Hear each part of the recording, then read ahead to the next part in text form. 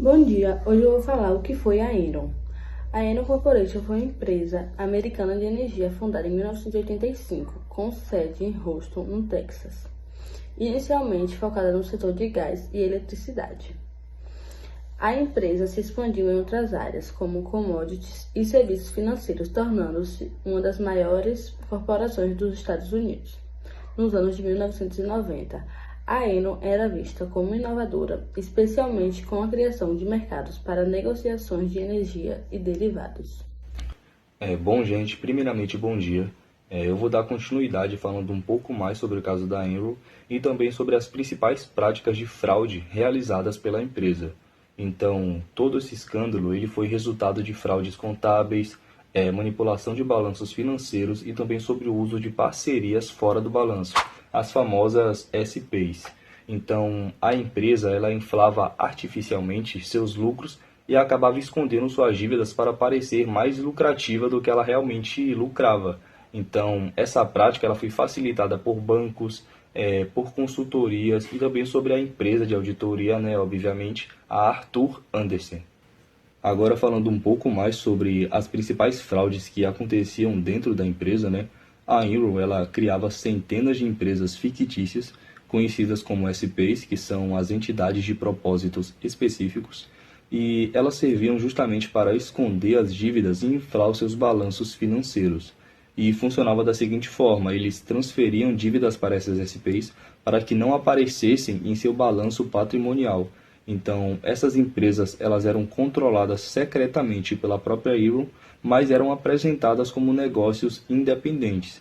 Então, a Enron ela relatava apenas os lucros, né, dessas SPs, supostamente geravam, né, os lucros que as empresas geravam e ele ignorava totalmente as suas dívidas. Então, se a empresa, essas SPs, elas traziam prejuízo, eles não iam anotar isso nem nada disso, sim só o lucro de todas as SPs positivas. E outra fraude que eles também utilizavam era a questão do market to market.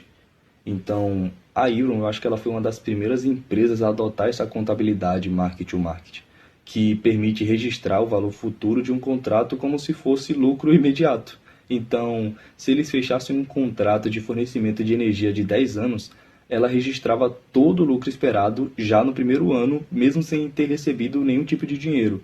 Então, em 10 anos, eles recebendo 100 mil cada ano, eles já somavam todo o valor dos 10 anos e aplicavam no primeiro ano de empresa. Então, isso era algo totalmente fora do comum.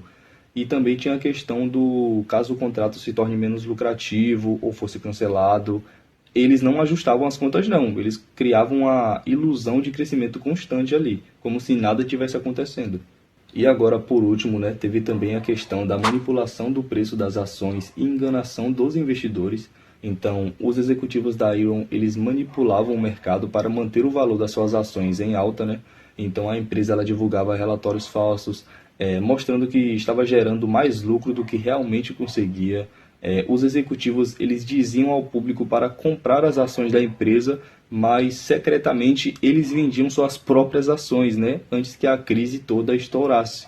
Então, quando os investidores eles começaram a perceber que havia algo errado, os executivos eles começaram a pressionar analistas e jornalistas também para evitarem perguntas sobre a contabilidade da empresa.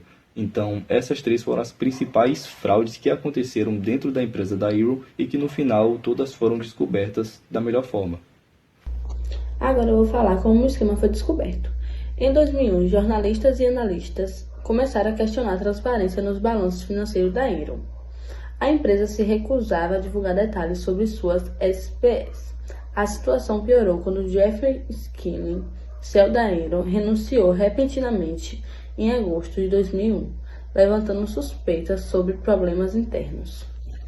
A investigação revelou que sua empresa estava extremamente endividada e que seus lucros eram manipulados. E quando a verdade veio à tona, os investidores perderam a confiança e as ações da Enron, que despencaram de 90 para 1.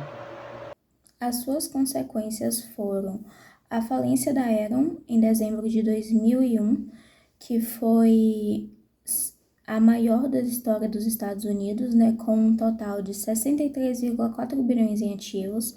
Tivemos também demissão em massa, que foram mais de 20 mil funcionários que foram despedidos, que perderam seus empregos, né, e suas aposentadorias. Também tivemos a prisão de executivos. O primeiro deles foi o Jeffrey Skyle, que foi o CEL.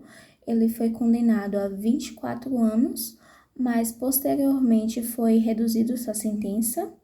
Tivemos o Kennedy Lai, que foi o fundador. Ele veio a falecer antes da sua sentença final. E também tivemos o Andreas Faston, que foi o diretor financeiro. Ele foi condenado a 6 anos de prisão por fraude e conspiração, né? E tivemos também o colapso de Arthur Andersen, onde a sua firma foi processada por destruição